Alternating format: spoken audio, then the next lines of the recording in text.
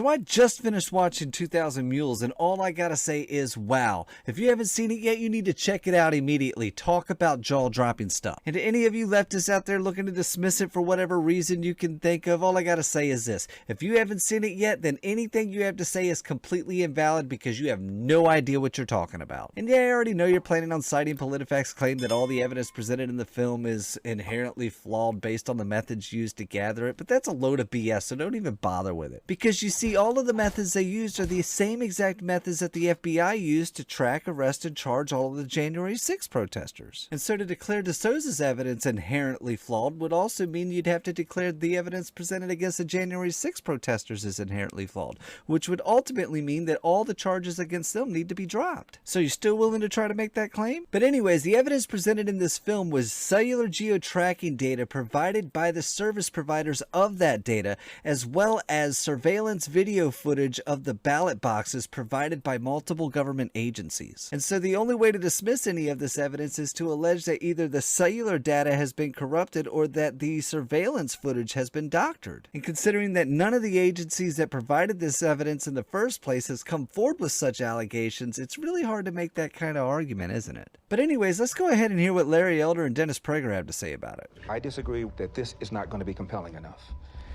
This is a smoking gun. This is O.J. Simpson being seen leaving the scene of the crime.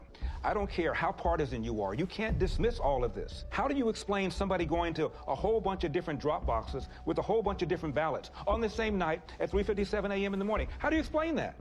They have ruined Election Day in the United States of America. That's provable. And that's enough for me to fight the left with every fiber in my body. Yeah, I think that about sums it up perfectly.